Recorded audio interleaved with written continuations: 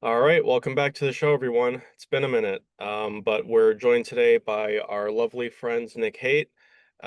Nick and I are going to discuss Gnosticism and Buddhism today. It's been a minute, so this is a nice way, I think, to kind of, at least for me, to kind of get back into recording. I've been a little busy in my own personal life.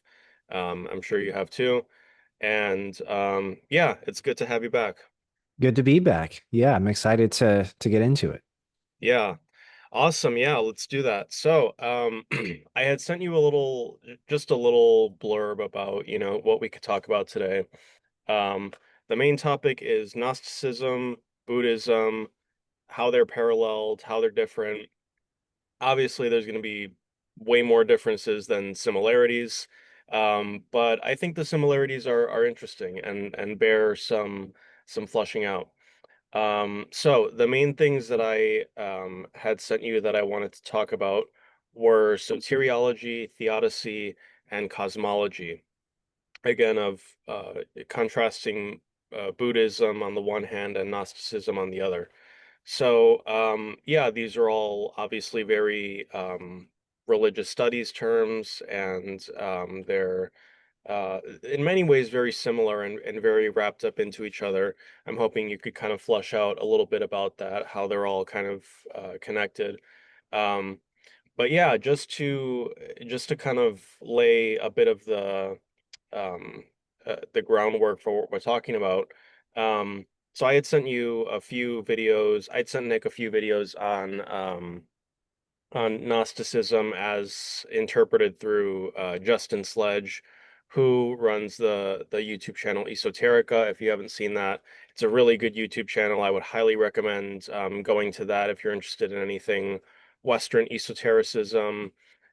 He's a phenomenal researcher, and I think he's a great example of someone who is not a professional in that field of research, but is still nonetheless an expert on that subject. So anyway, I had sent Nick a few videos on that. It's mostly outlining the cosmology of the Gnostic world. Just to say a few things about that. When we talk about Gnosticism today, it should be understood that there is no single Gnosticism, just as there is no single Christianity, there's no single Buddhism, there's no single any major religion, and Gnosticism is very much that way.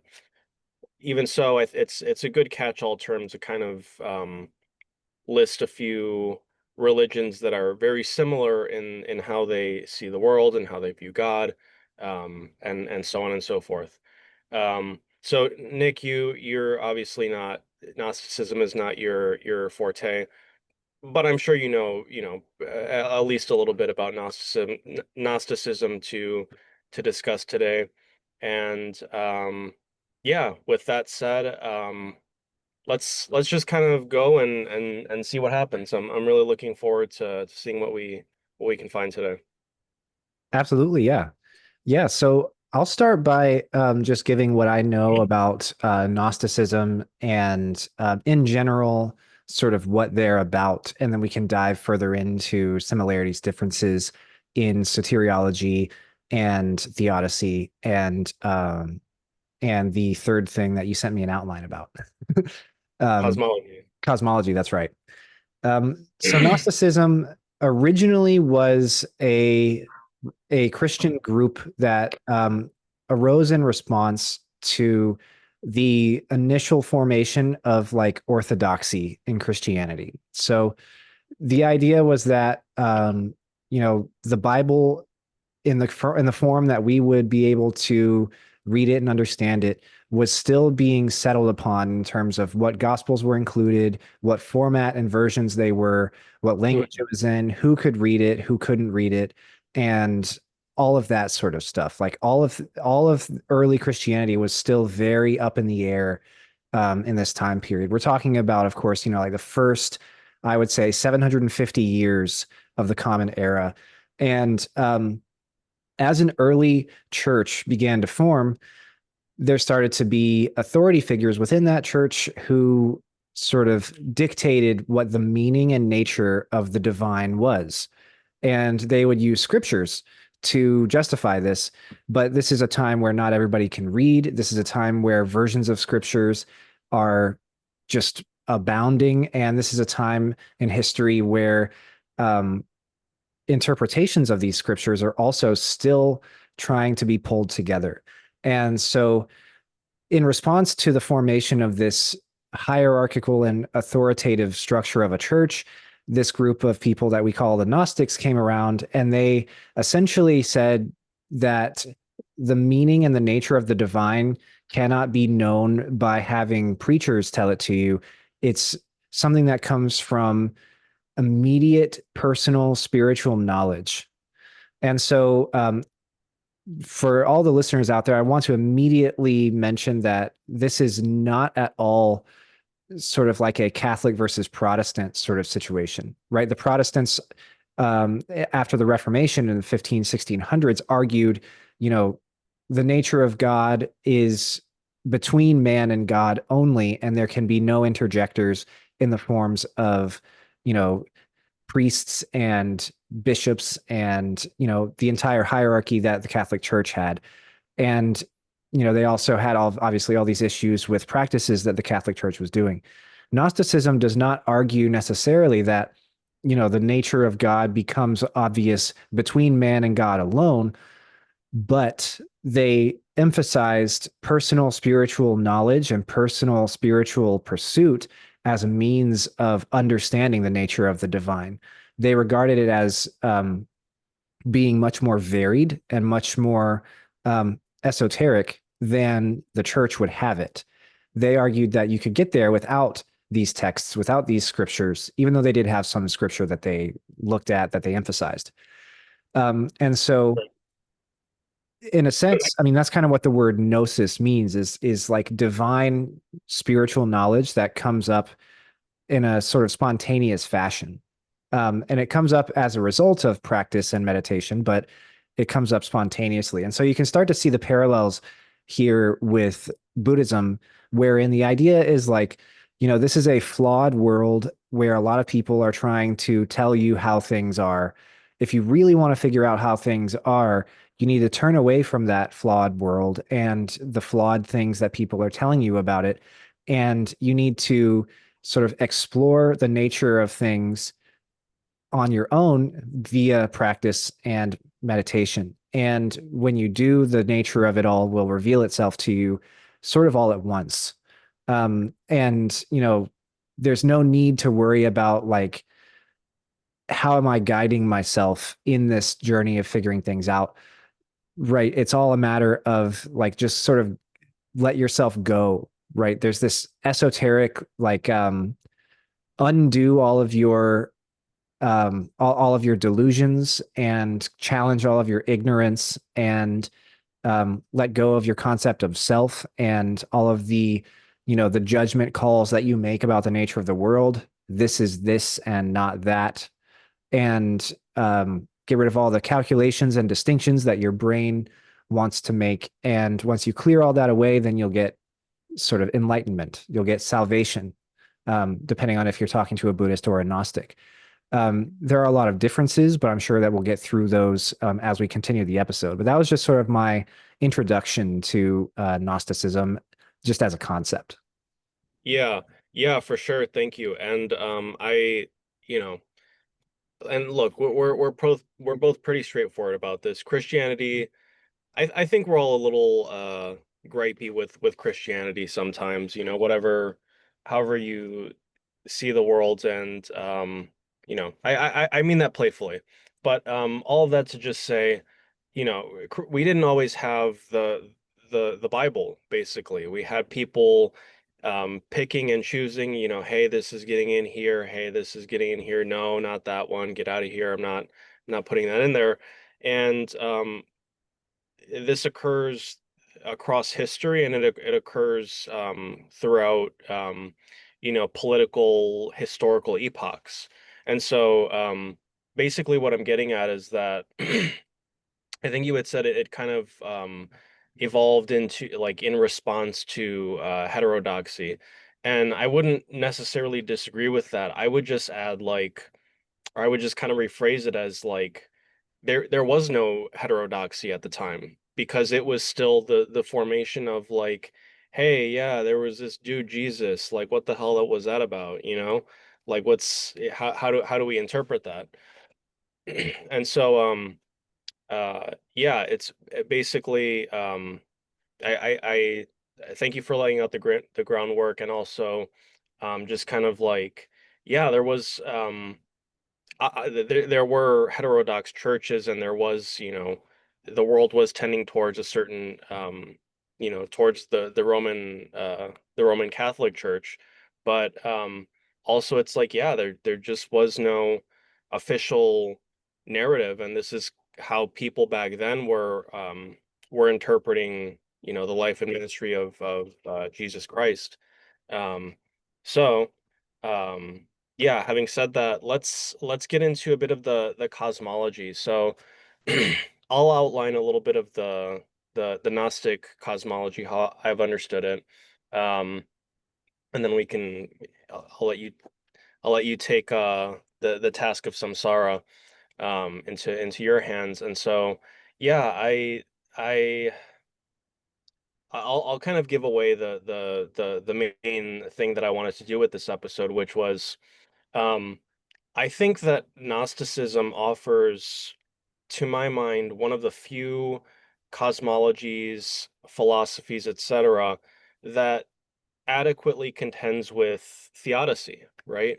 And not theodicy necessarily in an exclusively Christian sense, but with the problem of evil, right? Um, you know, Gnosticism, to give a word about its cosmology, says that this world, like, you know, many other monotheisms, was created by, was created by a creator, right? Except, whereas in Christianity, Islam, Judaism. You know, this is a benevolent creator God who is, you know, creating us out of, you know, wanting us to be happy and loved. You know, he's ultimately good. In Gnosticism, the world is created by an evil entity who is literally bent on enslaving us in a prison, and that prison is this world. That prison is this corporeal body. And for the Gnostics, again, there's many different Gnosticisms, but generally speaking, this is true throughout pretty much all of them, is that they see salvation as the soul escaping this body and returning to the realm of the divine.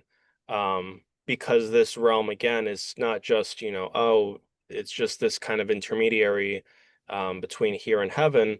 It's a literal prison that we are trapped in. Now, am I trying to say that's how it actually is? No. But what I do sense there is a group of people who looked at the world, and Justin Sledge, you know, kind of articulates this pretty well, I think.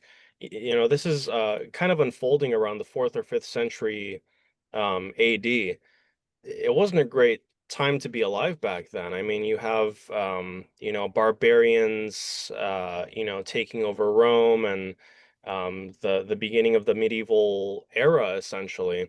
It's pretty bad. It's not a fun time to be alive.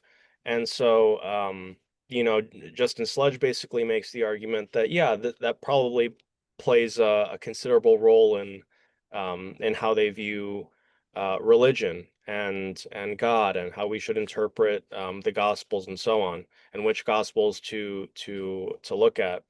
Um, so um, all of that to say, Gnosticism is basically a very radical take on Christianity in the sense that um, it in the sense that God is not seen as this benevolent force, but is actually directly seen as the opposite, as an evil entity who is who is conspiring basically the entire universe to for our suffering. And just the more I say it out loud, I realize how um, how kind of paranoid that sounds with our own, you know, cultural baggage that we bring to the table inevitably. Because even if you're not a Christian, you're still affected by, Christian um, perspectives on the world essentially. And so hearing that is kind of like, oh, well, that's a weird. I haven't heard that one before. But I mean, it is a legitimate historical um, religious tradition. So, um, having said that, um, I I think Gnosticism is one of the few ways, and yeah, I mean, I won't get too deep into it, but I think it really does actually contend with with evil, the problem of evil, um, in a way that's adequate to the reality of it in the real world. That doesn't mean that it's actually the demiurge and the archons and etc. But that's just my perspective. The other tradition that I see as adequately addressing this problem of, let's say, maybe not evil explicitly, but suffering is Buddhism. So, Nick, Yeah, yeah. Let's talk a little bit about Buddhist cosmology. As always, we can say there's like a million different Buddhist cosmologies, because there's a million different Buddhisms. Um, but generally, what most of them agree upon is the idea that the realm in which all sentient beings live is called samsara. And this is a realm which is marked by problems such as desire, suffering, um, general dissatisfactoriness. um, it's governed, or the beings in it are governed by baser instincts. They're governed by deluded axioms and by deluded and ignorant foundations of how the world is. And within that realm of samsara, there are a number of different sort of statuses or stations into which you can be reborn. Um, People. That's one. Also, from worst to best, you have hell dwellers or demons. And then above that, you have hungry ghosts. And then above that, you have animals. And then above that, you have people. And then above that, you have lesser gods. And then above that, at the very best situation, but still in samsara, you have the higher level, pretty awesome, fantastic gods, which are better than the lower gods. And nice. you're reborn in this world because samsara is unfortunately marked by this really shitty thing called karma, where your actions have repercussions and they create momentum in a particular sort of moral direction, and that momentum is good, bad, or neutral.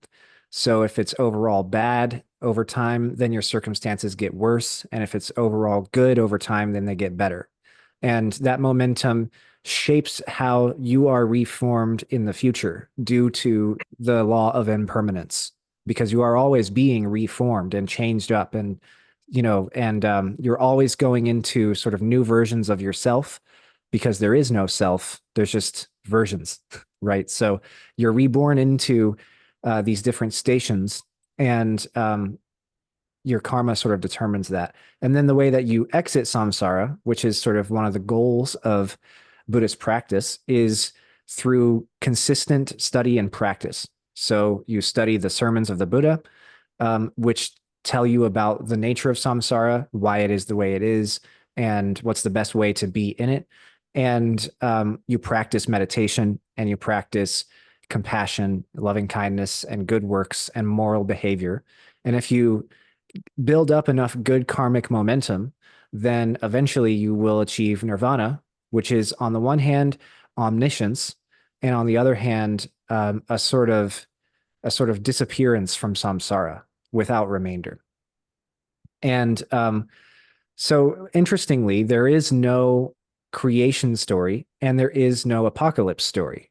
So whenever the Buddha was asked, how did we get here? What happened, to make samsara? Who made samsara? Did anyone make samsara? The Buddha famously said, "That's a bad question, and don't ask me. I don't care." You know, I mean, I'm sort of paraphrasing here, but not much. Yeah, yeah, sure. He said, "Stop worrying about all that, and don't think about it." And then, on a similar sort of way, someone said, is there like an end to all of this ever? And he's like, well, I've been telling you about enlightenment. I've been telling you about Buddhahood. I've been telling you about nirvana. If that's not enough of an end for you, then there's like nothing. And they Yeah. were asking about like an apocalypse, they were asking like a Buddhist book of Revelation, right? Mhm. How does it all change? How does it all end? And he said, well, it ends with Buddhahood. It ends with enlightenment. There's nothing else. Um, and so he didn't give a clear answer in the sense that someone with Christian baggage might want to hear. They might want to hear, like, oh, yeah. And then eventually it's all going to catch on fire. And then, it's going to be all destroyed. And the Buddha's going to call up his chosen people. There's none of that, right? There's none of Mhm. that in Buddhism. And there's no like end of the universe sort of story. And part of the Yeah. reason I think that is that later Buddhism imagines samsara as this sort of projection, like a projection onto a cloud. Like, have you ever seen in like old school horror movies or maybe even in like Scooby-Doo cartoons, one of the ways that they fake there being ghosts somewhere is by, like having a fog machine and like a movie projector. Very Mhm. similar to that, samsara is this very temporary and this very nebulous and this very empty and vacant thing that it doesn't really exist, right? It's not even as real as shadows on the cave wall, to use like Mhm. Plato's allegory of the caves. It's Mhm. even more nebulous and impermanent and more imaginary and more of a projection of the minds of the inhabitants in it. So it doesn't really start or end because it's kind of just like a puff, you know. Mhm. It's just kind of Yeah. vapors, clouds, if that makes sense. Yeah, for sure. And it's interesting that like he is kind of making I mean he is making a claim about the cosmology of the Buddhist tradition in that sense when he's like, well, the end ends with you becoming enlightened, right? Um, Hmm. Now what exactly that means, that's open to interpretation, but I just think it's cool that like that question of or him kind of turning it back to soteriology, like no, focus on becoming enlightened. Yeah. Like that is actually making like a cosmological claim in the sense because he's like again, no, don't focus on um the no, the like you becoming enlightened is the answer to that question, literally. Yes. Um, so uh yeah, I was gonna say something else to follow up on that. Yeah, so I think that's one kind of example of how soteriology and cosmology are inherently linked. And just to give a little bit about uh, on the Gnostic side of things, that's one of the main and I think most obvious distinctions between Gnosticism and Buddhism in terms of soteriology is this question of the self. Well, for Gnostics, it's obviously, in Buddhist terminology and Indian religious terminology, there is a self, and that self is the soul. And salvation is achieved by the liberation of your soul from this human body, from this realm, which sounds in many ways very much like samsara, and your soul kind of I in my head, I'm thinking that the Gnostic soteriology is kind of a bit, at least for me, more like the Hindu moksha. Hmm. And actually, I'd like to turn this back to you right after. Um, so the way I think of moksha, in which I don't know what language that is, but it's basically enlightenment, like the Hindu version, and it's the way I picture it is kind of like it's an astronaut trying to escape the orbit of the Earth. And through austerities and various rituals and ceremonies, you kind of gain momentum. And then at a certain point, it's like, and you're ejected out of samsara because they believe in samsara too. Um, Yes. you but the the thing is that there is a substantial self to them, and that substantial self is ejected or not ejected, but that's how I think of it. It escapes samsara, and then it's out in, I don't know, the realm of the Brahmin or whoever. Mhm. But um, Gnosticism is very much the same way through ritual purifications and esoteric rituals. You purify your soul such that it is and through all this different, like very complex. There's a book. I just saw a video on. I think it's like Gnostic. It's called the Book of You. Anyway, it's very much like the Tibetan Book of the Dead and the Egyptian Book of the Dead, for that matter, where it's like you have all these trials and these different almost kind of like spiritual combat after death, and you have to ascend all these different levels, and then your soul can break free. It's very much like that. Um, and to me, that's more like Hinduism. But I see Buddhism, and I know this is, not representative of every school of Buddhism, but how I see it, and then if you could flush this out, I see enlightenment in Buddhism less as your soul being ejected out of samsara, you escaped the the orbit of the cycle, and more so as, and there is no cycle. There wasn't any cycle to begin with, and it kind of more or less like dissolves basically, or dissipates. Yeah, what do you kind of make of that interpretation, similarities, differences? Yeah, I think that's absolutely right. So, yeah, I think that your diagnosis of moksha is right on, right? I mean, there's even this concept in Hinduism called tapas, which is Sanskrit for something like heat or like thermal energy. And this is A lot it's of not just yummy Spanish food. yeah, right, exactly. It's not just like actual heat or small dishes of Spanish food. It's like this like power, the spiritual power that allows you to execute very large cosmological scale things all at one time. And these austerities you're talking about build up tapas and help you achieve moksha all in one go. Both of those, tapas and moksha, are Sanskrit words, and they're also inherited into Buddhism, like a lot of other Sanskrit terminology. And yeah, I mean, you'll see images of Hindu practitioners who, for example, a famous one is somebody who has not put their right arm down in like 40 years or something. So they've walked their whole life with their arm up like that.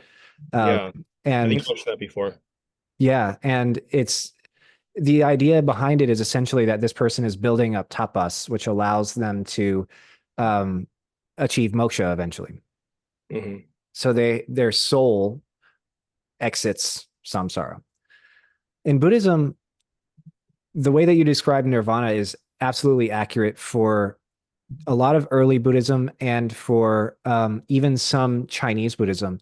But they also start to reimagine it as something a little different. So the problem of theodicy, which is sort of it's going to be a theme that kind of hangs behind us throughout this episode.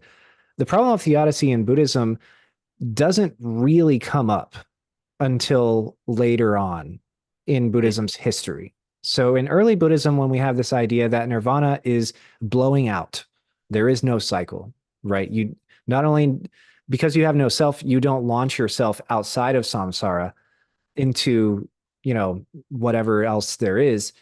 Like you say, it all just sort of comes apart. It dissolves, it blows out like a candle flame, and it's not there anymore. That's the early way. But later on, they start to imagine nirvana as being where you realize that samsara is actually Buddhahood. Samsara is actually enlightenment. Samsara itself is actually nirvana. Hmm. This is where we get sort of non-dualism and we get Buddha Sure. nature and we get like the esoteric Buddhist way of looking at the world as being the body of the Buddha and stuff like that. And that is when the problem of theodicy comes up in a pretty severe way. Before we could just say, like, yeah, we live in a dog eat dog world and we're all made of bacon and it's really bad here. It's immoral, it's marked by desire and suffering, it's marked by karma, it's marked by all these unpleasant things um, that we can eventually work our way up to being free of. However, if we have to shift that perspective to being something like we have to figure out a way to see how samsara actually is something fantastic, then the problem is like if the foundation is good, why is the house bad? Or in Mhm. other words, like if all of samsara is nirvana, if it all is enlightenment, if it all is awakening, if it all is morally wholesome, then why does bad stuff happen? Right. And so it's not classical. Sorry, just to take a step back, so the Odyssey is what? Yes, exactly. Yeah. So classical theodicy is, again, a Christian originating concept, but it can be applied to a lot of other traditions. The Sure. idea, it's a question. Um, if God is a universal good, he's all good, he's omnipresent, omnipowerful, and omniscient, then and he has a universal moral good, then why does bad stuff happen? Why is there evil in the world? Why does the devil exist? Why does temptation exist? Why can you fall from grace ever? Hmm. Why isn't everybody automatically sort of in heaven all the time? All Sure. living things. And we can talk about sort of other religious traditions solutions to that problem. Yeah. In Buddhism, theodicy is a thing, but it's not classical theodicy. Classical theodicy relies on a sentient creator, being the sort of the arbiter of morality. So Hmm. in Christianity, God decides morality. God decides what happens and if it's good or bad. God decides, you know, depending on how you believe, he can even decide our entire destinies for all eternity, from here and now, from time immemorial in the past all the way to, the eternal future, right? All of that can be predetermined. Um, in Buddhism, there's no such sort of predetermination. There's no predetermination of our destinies or our futures or anything like that. There's no sentient creator. There's no arbiter of all of the universe, all of morality, all of everything that happens. And so, we can't start personifying that arbiter, and we can't start anthropomorphizing them and saying like, you know, if they're all good, why does bad stuff happen? How dare they? Right? I mean, the theodicy problem is one of the ways a lot of people fall out of Christianity, right? They hear that problem and they're like, oh yeah, that's a good point, and then they stop believing. In Yeah. Buddhism, it's not necessarily like that. There's no sort of like challenge against Buddhist doctrine that lies at the heart of theodicy Sure. in Buddhism. But the issue, And I think we can kind of just take like theodicy in the context that we're talking about to kind of just mean the problem of evil. At least that's how I meant it. mhm, yeah, Again, I mean, Buddha did say like it doesn't really matter beginning or end. Uh, right, yeah, yeah. and it is the problem of evil, right? So, like I was saying, if we're supposed to understand all of the universe, all of reality, and everything in it as being enlightenment, as being positive, wholesome, and perfect morally, and being of the nature of the Buddha, then why does bad stuff happen? The problem of evil. Mhm. We can't lay it at the feet of anybody. So, as opposed to Christianity or other religious traditions, we can't lay bad things at the feet of God, at the feet of the Buddha, at the feet of anybody and say, answer for this. But we do have a serious sort of metaphysical or cosmological problem to resolve here, right? Like I Mhm. said, the foundations are good, but the house is bad. um, Mhm. there's a couple of different texts that attempt to solve that. And I think that they have some solid arguments to the point where, for me, theodicy is sort of taken care of in Buddhism. Yeah. And we can talk If about how. Yeah, if you could, I'm curious to kind of just set the tone for this. So obviously, Buddhism doesn't approach, I mean, and you just said this, Buddhism doesn't approach the Odyssey through there's a God, and it's kind of in response to, interpretations of that God as being benevolent, kind, whatever, which I'm not even saying that that's necessarily wrong, but it just doesn't even care. Right. So if that's not how it's approaching the Odyssey, at least from the outset, or again, the problem of evil in a sense, or suffering, strife. how is it kind of even starting that conversation? Um, yeah. Yeah, well, it's interesting. So, um, none of this ever comes up in the sutras or the sermons. They all come up in the Abhidharma texts, and even in like English language scholarship about those texts, right? Because, we have Westerners who look at Buddhism and they know about theodicy and Christianity, and they say like, "Oh, this is kind of a similar thing," with the problem of evil. Mm. So in Buddhism, the situation sort of is this. I'm drawing on the Awakening of Faith in the Mahayana, um, which very interesting text. I highly recommend people try and read it and see what it's all about. It originally centrally deals with the relationship and the nature of faith and practice. So, how are these two things related and similar and different, and how do they play into each other, and what is their function in terms of attaining enlightenment? Using quotations from sutras. Um, but in addition to that, there's some cosmological points that get hit as well. One of them being this idea that at the base of everything, of all things, of all small d dharmas, right? In Buddhism, you can say dharma to mean the teaching of the Buddha and the universal law, or you can say dharma with a small d and mean a thing in reality. Um, the basis of all things, the core of all things, is suchness, is uh, is the Dharma expounding itself to you in some way or form. If you can penetrate that by means of a certain prescribed kind of practice and belief, then you can achieve enlightenment and Buddhahood. Um, However, the state of things as it is now is paved over. So we can't immediately access suchness. We can't immediately access the Buddha nature of everything around us because we have delusion, we have ignorance, we have desire, we have the three poisons, greed, hate, and anger. We have all kinds of things that prevent us from seeing all this. And so reality presents itself as bad, or as containing evil, as containing suffering.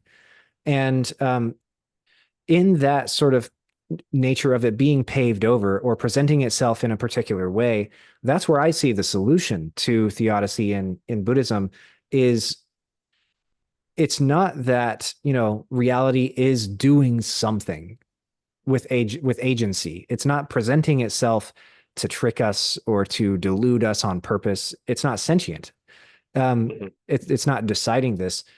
We are sort of seeing it that way due to our karma and our beliefs, our misguided judgments about how things are. And so um, it's not that it is a certain way, it's just that it looks a certain way. And we can change how it looks by changing how we feel and how we believe and how we act and what it all means to us. And the Awakening of Faith and other texts around it give plenty of prescriptions about how to do that. Mhm. They include, meditation and practice and faith, and they include believing that, the whole world is mind only. And it's a whole thing. It would take forever to get really deep into it and explain it all. But And awakening faith is very important in Mahayana Buddhism. yeah, Correct. Okay. it's kind of like the foundation of all sort of modern Mahayana Buddhist schools because it Okay. it sets the tone for this idea of that change I was talking about, where before nirvana and enlightenment were just the dissolution of the cloud of the hologram that is samsara. And then after the awakening of faith, it's like, no, actually, samsara is not different from nirvana, is not different from Buddhahood, is not different from enlightenment. You just have to learn to see it that way. You have to practice believing that it is that way and practice reality existing in that way and then it will be Sure. that way. Sure. Awesome. Thank you. So, well, I was gonna write it down, but I'll just ask right now. So, I have two big questions, and kind of shifting gears a little bit, but I'm sure we'll get back on track. Um, so the first one, is this kind of a like a cope in, just kind of how like in the colloquial sense? So I'm posing that as a kind of a challenge to Buddhism in kind of like the ethical sense. And I'm sure Buddhism has its own answers. Um, to my mind, so one of the criticisms, and I know, Buddha Nick is not the spokesperson for all of Buddhism, so I'm not shooting the messenger or anything. Um, but one of my problems with psychotherapy, I'm currently doing a program for clinical social work. One of the big problems that I see with psychotherapy, at least in modern times, is this emphasis on CBT. Now, I'm not going to unpack all of CBT, here in this episode, but it is kind of the gold standard for psychotherapy that you see in clinical mental health. And essentially, what it says is um, you suffer because you have kind of an incorrect way of seeing the world that we would call cognitive distortions. And there's many different kinds of cognitive distortions, but essentially, you're not interpreting reality correctly. And so, if you could just see reality correctly, you wouldn't suffer. Um, and and it works in some cases, right? Um, I don't know. Let's say you're afraid that you're gonna get bit by a poisonous spider, but you live in an area where there's no poisonous spiders. Okay, well, yeah, probably not gonna. It's probably not gonna happen, right? So I think that's a good example. Um, But in many cases, and this is kind of the social work, more so the social work perspective, is a lot of suffering is actually real. Like I forget if I saw it on Instagram or Twitter, but there was this therapist that was like, yeah, like as a therapist, I can tell you people don't really need like therapy. They just need like money and like food and for rent to not be so high. And so there's that. So that's kind of my I don't know. No, I won't say it's like angsty because it's real, but that's kind of my more personal direct challenge to Buddhism.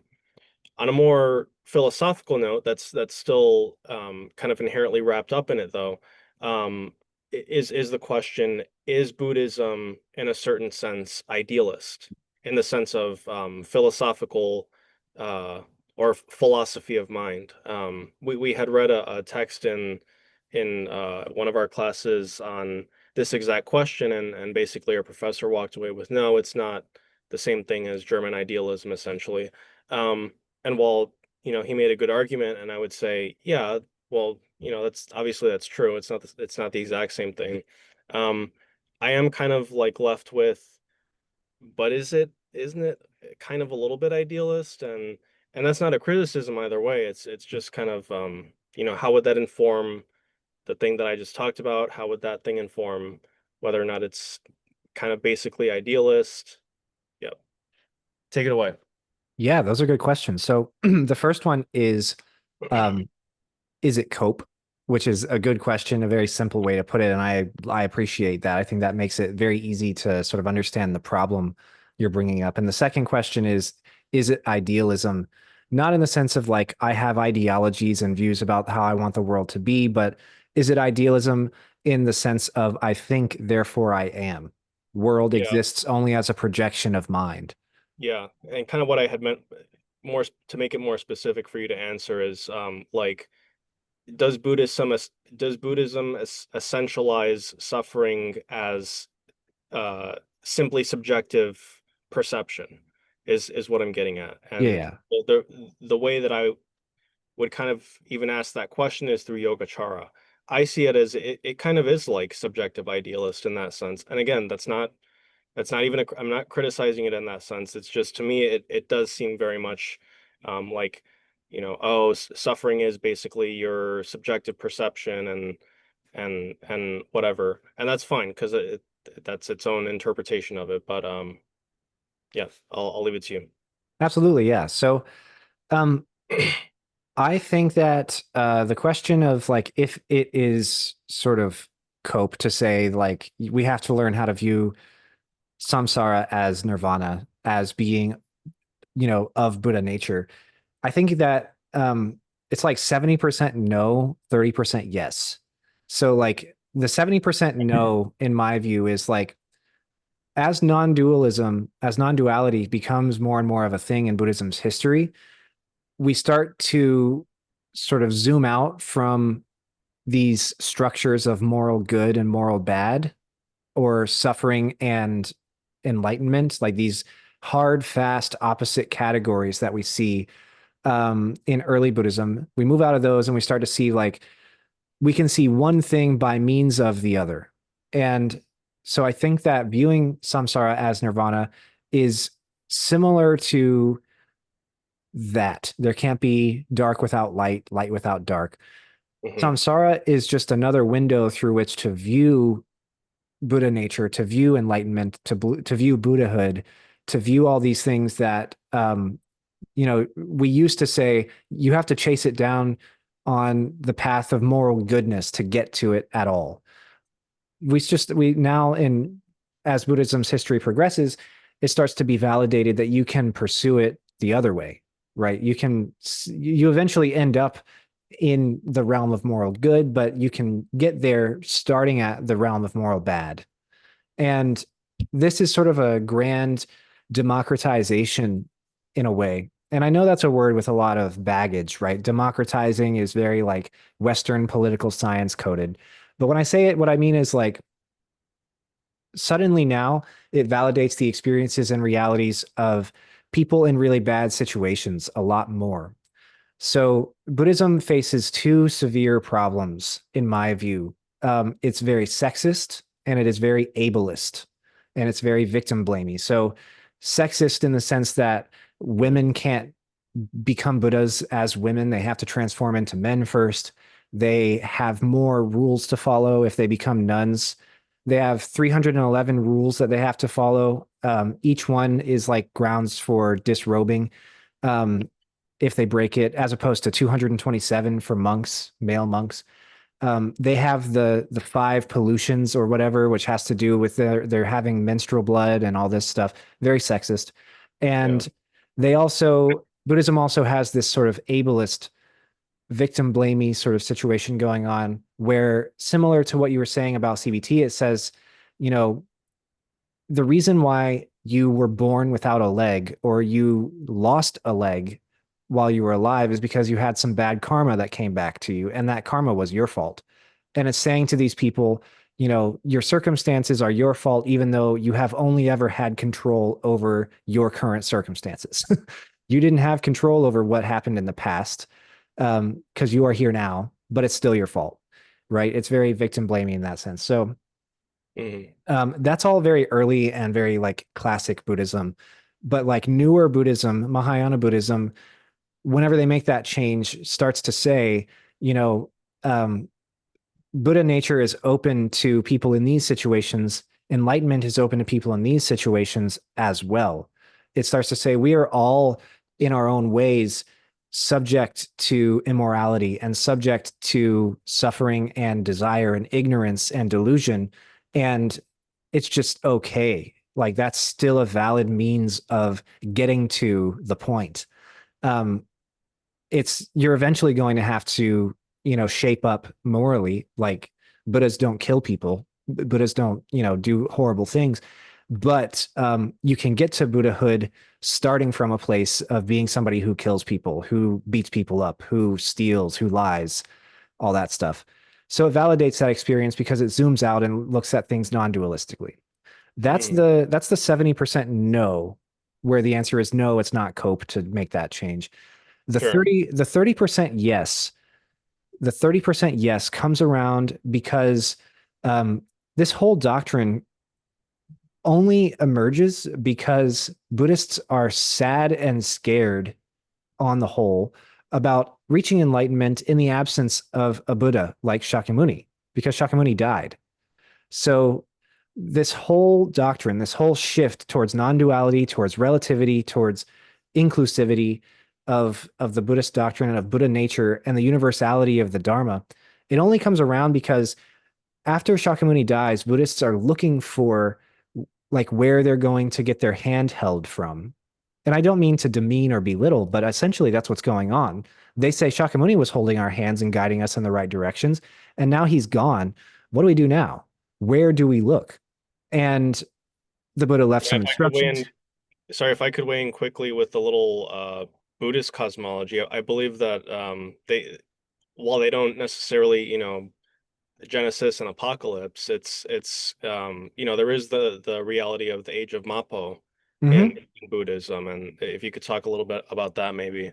I don't know if that plays into what you're saying, but Absolutely, yeah. Yeah, so the Buddha has died and he left some instructions about like where to look for the Dharma in his absence. But there is the truth of the fact that um, the further away we get from the living memory of the life of the Buddha, the worse our interpretations of the Dharma become. The more sort of further from reality, the furthest from the truth they become. And Mappo is the final stage of that. So, the first stage is like the first 500 years after the Buddha's died, where things are remembered very well and the rules are followed very well. And we're the closest to the true Dharma that we've ever been. And then the next 500 years after that is the second stage. It's not as great. Cracks are starting to show. Things are not going super well. It's getting harder to get enlightened. And then Mappo, the final stage, the characters of the word Mappo are end, Matsu, and Dharma, whole. So, like the end of the Dharma. And in this age, um, this is where it's like the hardest that it's ever been to reach enlightenment.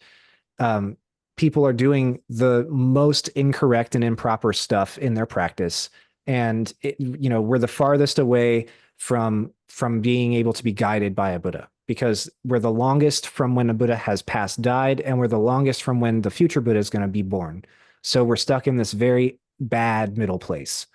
And this doctrine of the entirety of samsara as Buddha nature, as enlightenment, as Buddhahood itself, only arises in the age of Mappo, like temporarily. Like the year that Mappo started is regarded as having been 1052 AD. And these doctrines come around in about the 11th and 12th centuries. So it's like right around that time where things are the most wrong they've ever been that we start to have this idea. So sure. um, in that sense, like it kind of could be cope because it's been 1,000+ years since we have last had a Buddha to say what is and what is not the case. Sure. Yeah. Um, yeah. So thanks for that.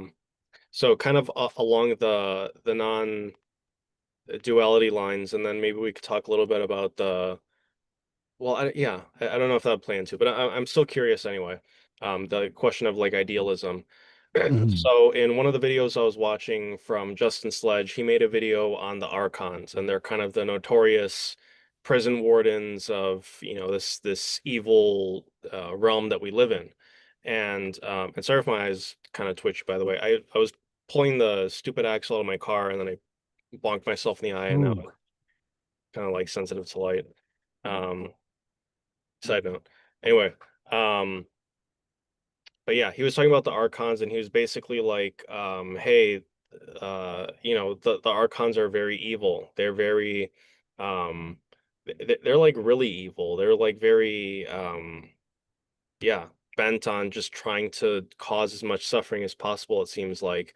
Um, but there was this one Archon apparently who is actually kind of like he became a good Archon.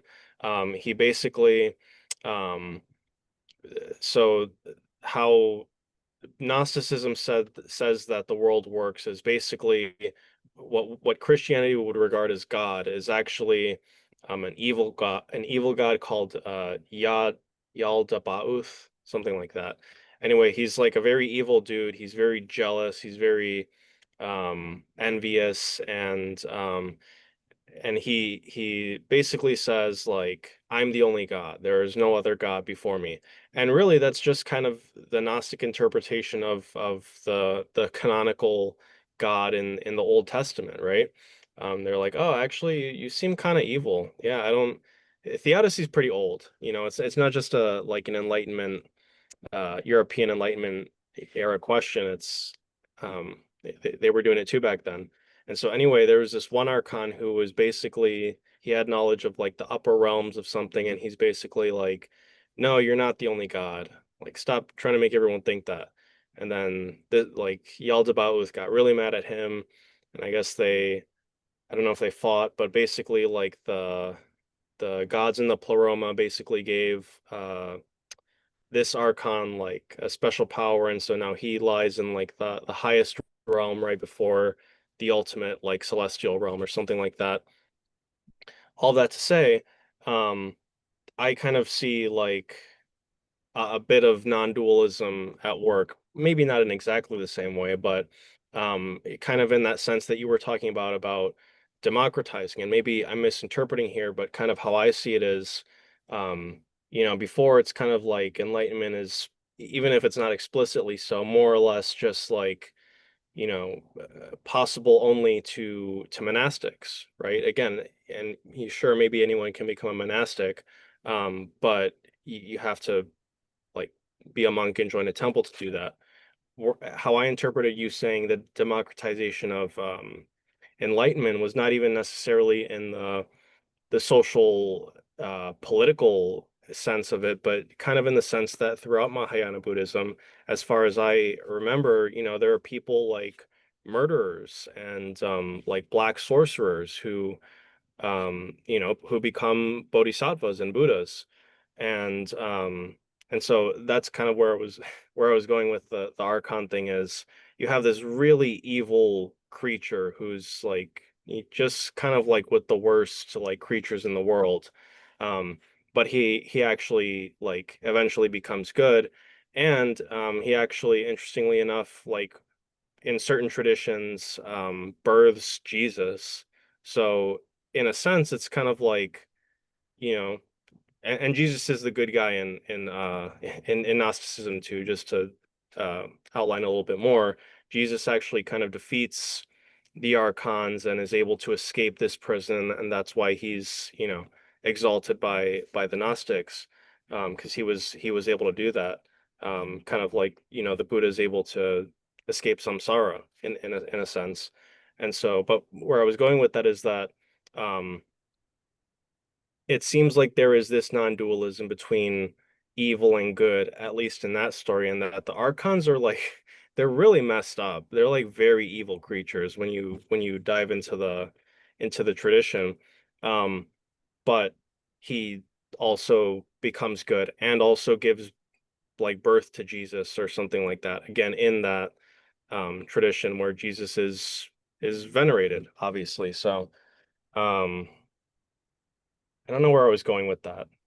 But yeah, kind of just the non-dual between good and evil. Did that make sense? Was that just kind of a weird That, rambling? yeah, no, that's absolutely on it, right? I mean, in esoteric Buddhism, you see worship of demons, of like evil, cannibalistic, hungry ghost demons. Even, Really? yeah, even you know, back in 2020, when COVID-19 became, the sort of everything all the time that we were dealing with at that time, when it became all of that, esoteric Buddhists in Japan and in China and Korea were actually sort of literally, how do you say it? They were naming the pandemic as a god and they were praying for it to, stop and for people to be healthy, but they were treating it as though it was a god or a bodhisattva or a very highly spiritually advanced, sort of personified being. Sure. And that just speaks immediately to sort of the relativity or the inclusivity of later stage Mahayana and Vajrayana Buddhism, to the point where you've got, you've got epidemic gods, you've got tsunami gods, um, you've got cannibal gods, you've got these gods that are being sort of thanked and propitiated and worshipped in ritual and are being named gods in ritual, even though they're, arbiters of great evil. And the reason why is because there's this idea that comes around that not only is there a non-dual relationship between good and evil, where you can see, you can see one within or through the other, but there's even a necessity for there to be both in order for the Dharma to be complete, in order for the universe and for Buddha nature to be complete and to make sense. Like, you know, dark and light are nonsensical terms without both, you know, Yeah. and they're nonsensical That's a good quote. concepts. Yeah. And similarly, good and evil, nonsensical without each other, right? Hmm. And the Dharma is, as a whole, an argument and a proposition and an assertion about the nature and the reality of sort of what is good and what is bad, and how to get from one to the other, how to get past the duality of both. And so you don't have that duality to start with without both. And that's where that's kind of a later stage, right? So like if you start at the problem of theodicy and then you solve it with like what I was talking about earlier, then like that's a pretty comfortable place. But it's easy then to get back into theodicy if you go past that place of like, okay, I understand that the world, you know, seems bad to me because of delusion and ignorance. If you go past that and you start to say, it has to look that way to me in order for me to have a starting point, an entry point. It has to look that way in order for the Dharma to be complete, in order for suchness to make any sense. I have to have both sides. I have to have all facets, right? Hmm. It's easy then to get back into theodicy and be like, I don't know, why does it have to suck first before it gets better? Why, Yeah. if it's ever good, why does it have to ever be bad? Yeah. Um, So let's talk about that a little bit. You yeah. had, I think you said you had wanted to kind of really touch on this question of theodicy within or with respect to the awakening of faith specifically. So yeah, let's kind of open that door.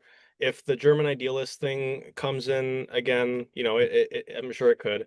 That's fine. If it doesn't, I'm sure that's another potential good episode there. But yeah, let's theodicy and kind of the awakening of faith and um, how Buddhism kind of contends with this problem, continues it, I guess. Yeah. Yeah. So the German idealism thing, I definitely want to hit on in this part of the discussion because it's very important. So um, to start with, I would say, um, And what is just kind of if you could summarize German idealism a little bit. absolutely. Yeah. Yeah. So the idea is it's a European metaphysical philosophy term that essentially says that um, the nature of existence is thought, is consciousness. The nature of existence originates from the act of being conscious. And that's where we get like Rene Descartes saying, I think, therefore I am. That's sort of like the original sort of assertion in idealism, the idea that um, you can't be sure that you exist any way except for your conscious awareness of your existence, right? Nothing else actually is a solid way to get a handle on existing, except for, um, you think you are a mind that has a body, therefore at least your mind and body exist.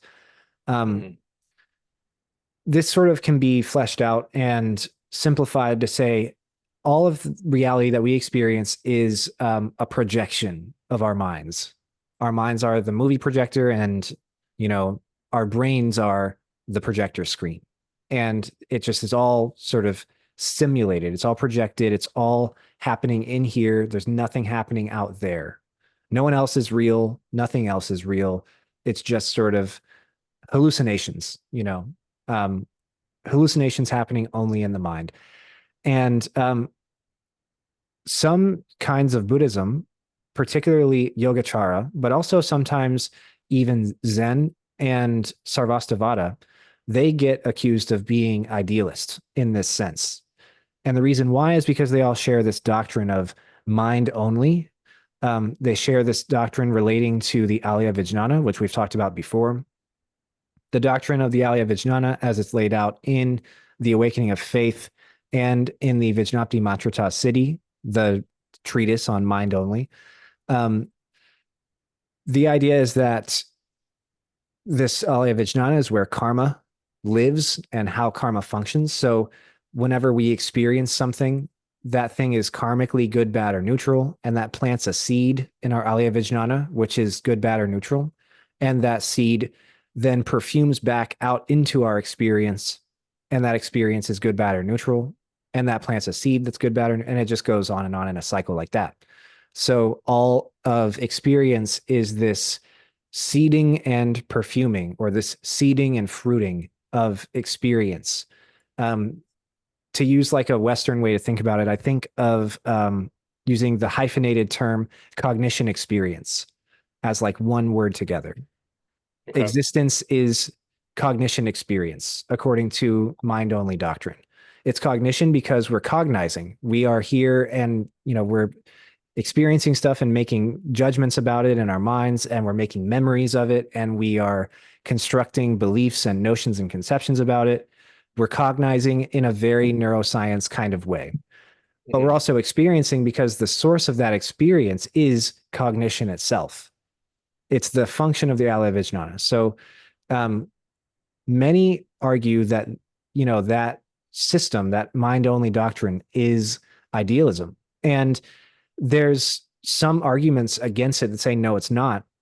But it's kind of hard. It's kind of hard to convince. Okay. It's kind of hard to say that it's not idealism. Um, Hmm. you mentioned that you kind of think that it is idealism in some sense. Um, Sure. Yeah. I am still kind of convinced that it's not. And Okay. I'd be interested to hear sort of, your position on it. But um, the reason why I think that it's not is because idealism relies entirely on there being um, two things. One thing is a permanent, unchanging, substantial capital S self onto which all of this stuff sort of is anchored, if that makes sense. All experience is anchored, all You notions, said it does cognitions. rely or it does not rely on. It does rely, yeah. The idealism relies on the mind being a soul, if that makes sense. Like, Yeah. because Cartesian dualism is like, I am a mind, I have a body. Um, I am a mind is this idea that the mind is where the soul is stored, or that the soul is the anchor of all of these things. And in Buddhism, of course, there is no such thing.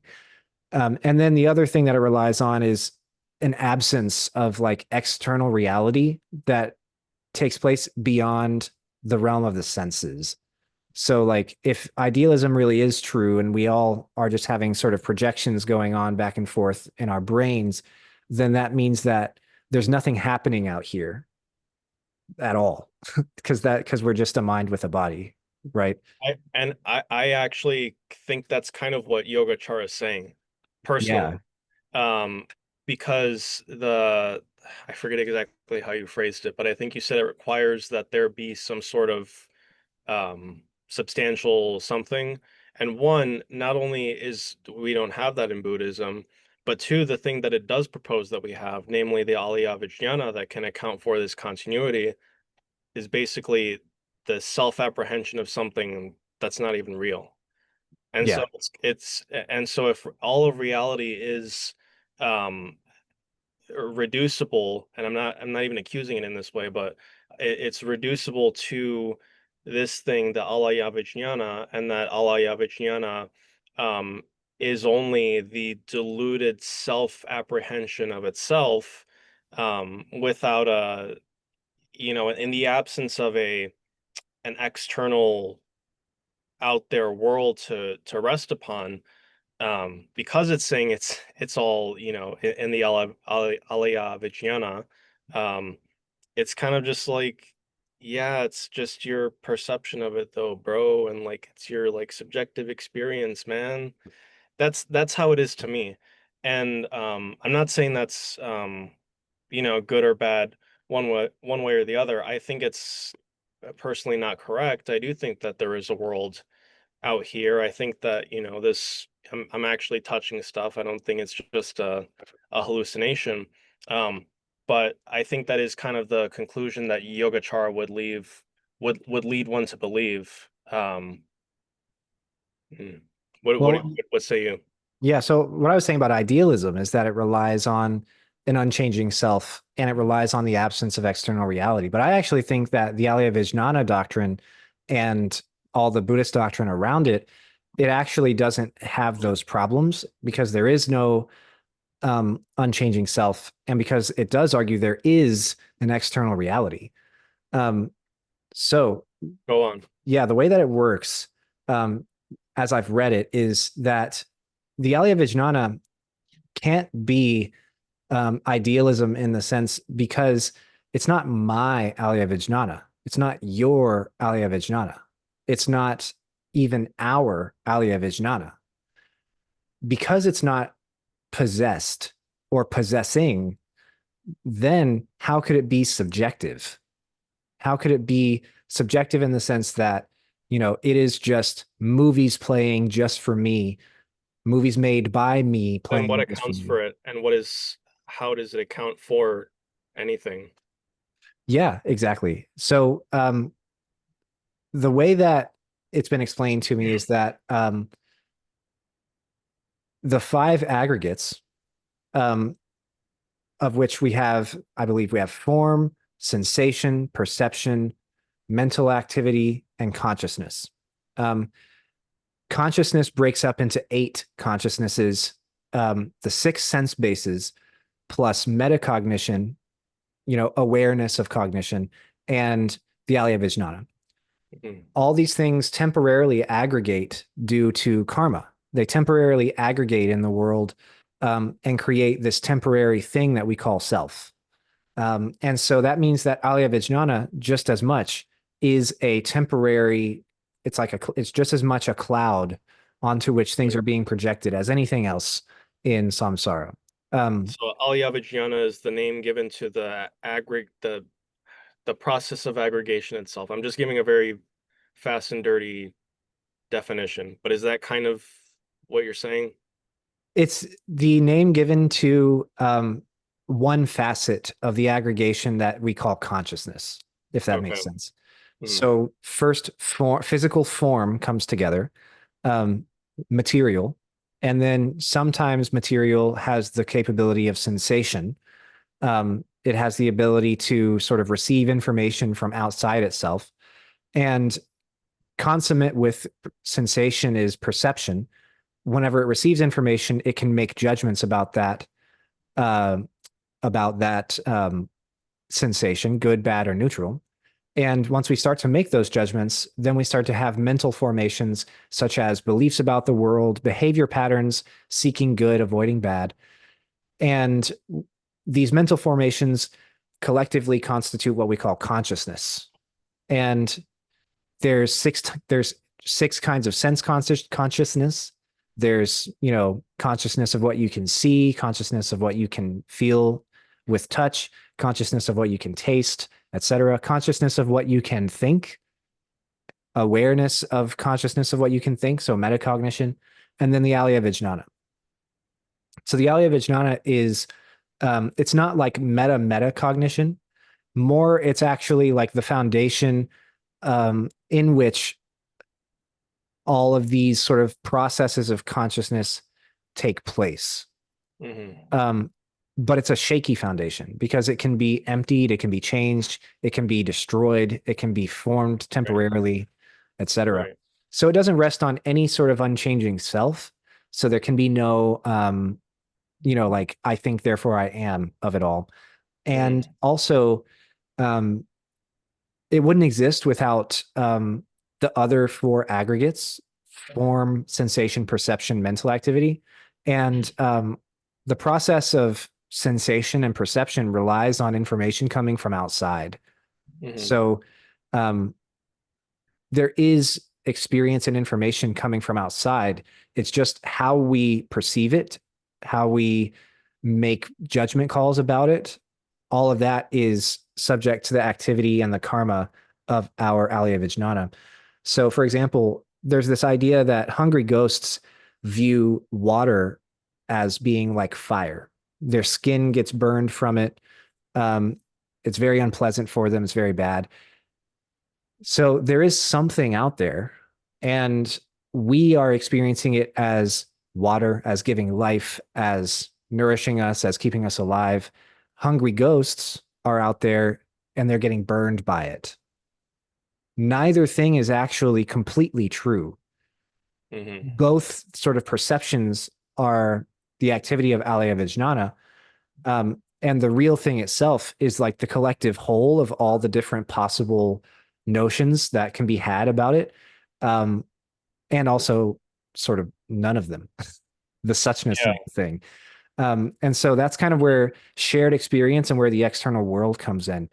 Um, Professor Mayer did not explain any of this at all. Whenever we would ask him to solve this problem for us, is Alaya Vijnana, is mind only doctrine, um, is it idealism? Is it solipsism? The idea that only I exist, nobody else does. He would say, Sure. no, it's never that. It's not solipsism. It's never idealism. It's all wrong. Look at this guy who wrote a paper that says that it is. He's so wrong. Um, Hmm. and so he would say, like, it's not this, it's not this, it's not this. And we would ask him, so what is it? And it wasn't until literally years after I have been out of his classes that I've started to actually get a handle on like how does Yogacara mind only doctrine deal with shared experience between two people? Because that's like a difficult problem if there is no, if there's no external reality. How does Hmm. it deal with, you know, accusations of idealism? And now I'm starting to actually sort of put it together because he never actually put it together for me. Sure. Yeah. That's funny. Yeah. So I see not even really problems, but I kind of see it two conclusions that I think are interesting. And so one of them is I almost see that it kind of runs into the problem of Cartesian dualism in a sense, not literally, but kind of the equivalent, because I mean, what it's basically saying is from that perspective is that there's this inside mental stuff and there's this outside physical stuff, and it's our apprehension of um our mental apprehension of the physical stuff that is consciousness. And that's not wrong necessarily, but I feel like Yogacara doesn't even actually believe that. And um and so and so two, the other thing that I think it kind of makes room for as a possibility in terms of the alaya vijnana, um, again being kind of the self-apprehension of its the diluted self-apprehension of itself is okay. So then what does that leave us with in terms of like consciousness and like actual, yeah, like mind? And that other thing to me is panpsychism. Have you heard of panpsychism? Is this the idea of like one shared mind, one shared universal? No, that's what the fuck is it called? I forget what it's called. Pantheism, Oh, or right, yeah. or maybe it's no, but it's not panpsychism. Panpsychism is essentially the idea that consciousness actually pervades reality as like a fundamental ontology. Mm. And so it's consciousness that serves as the ultimate ontology of reality, not matter and energy. Um and I have a feeling that you're going to disagree with that.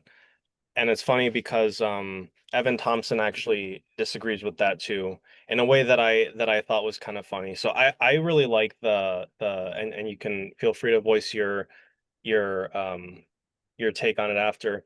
I like the idea of panpsychism, again specifically because it seems to kind of take care of this issue of what is the difference between our conscious experience and our apprehension of this physical stuff that inevitably is the basis for our own awareness, right?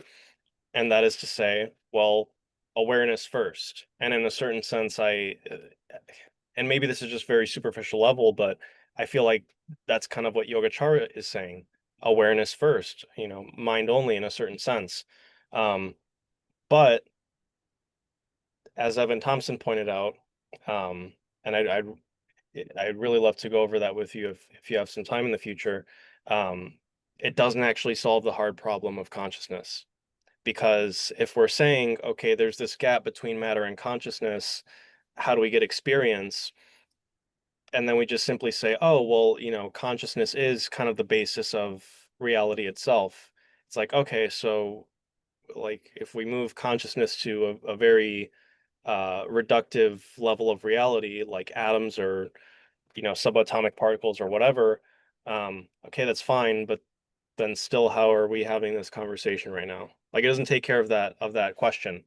Um, but I do think that it offers potentially something interesting to Yogacara, even if it is, ultimately uh, it doesn't really answer any questions and perhaps raises more than than it would give answers to.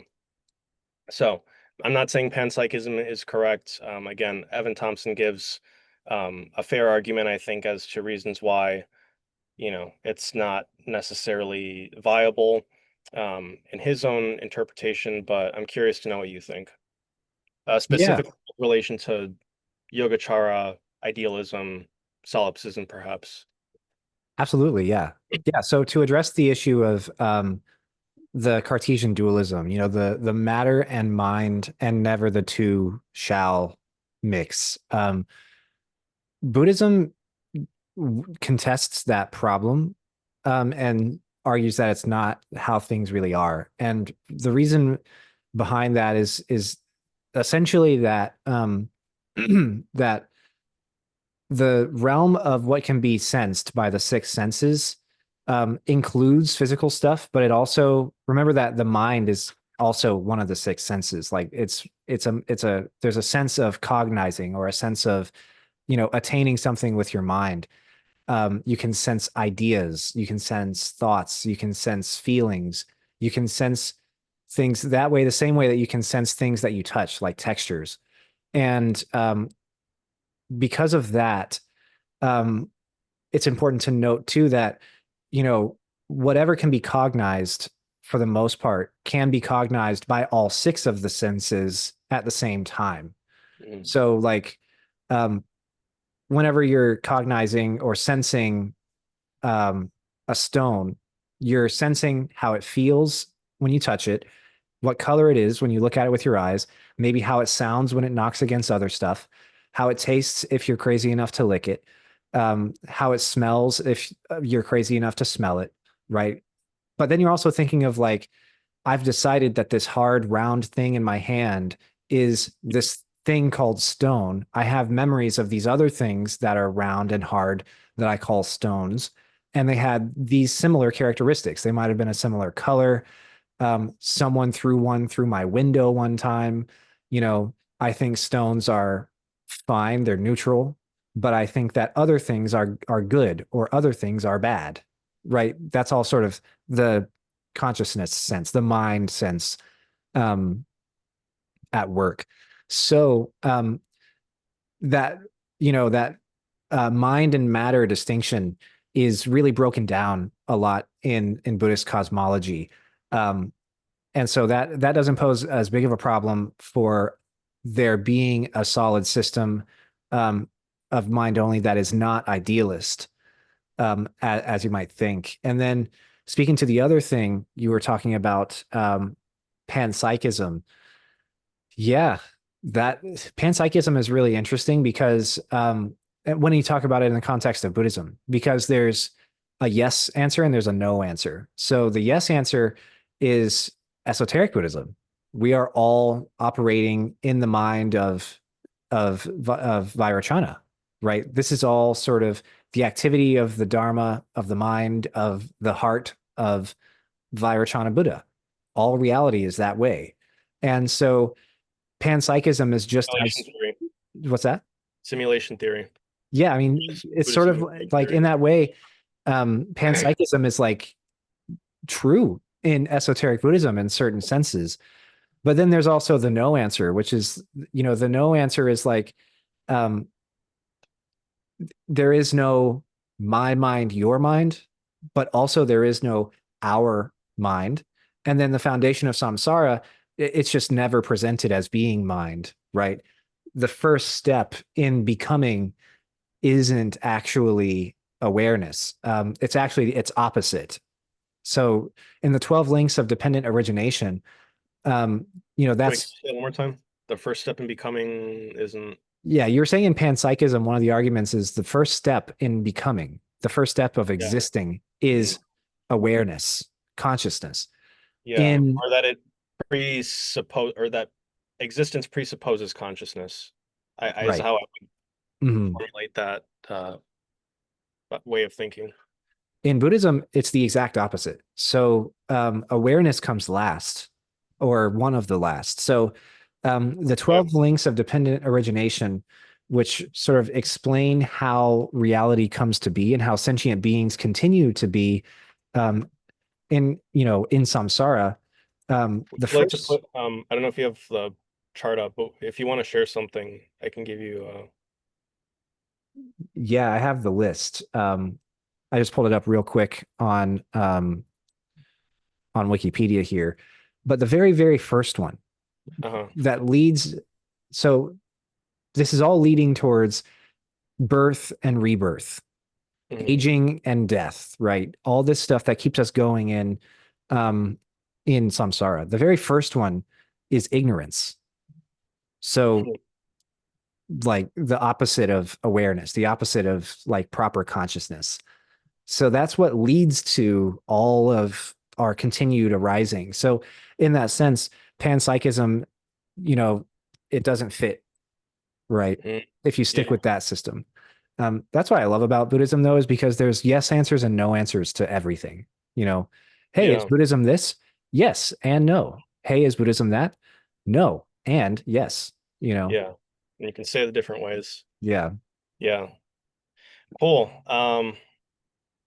Well, I hate to kind of cut the discussion off a little bit here, but the library's going to close soon.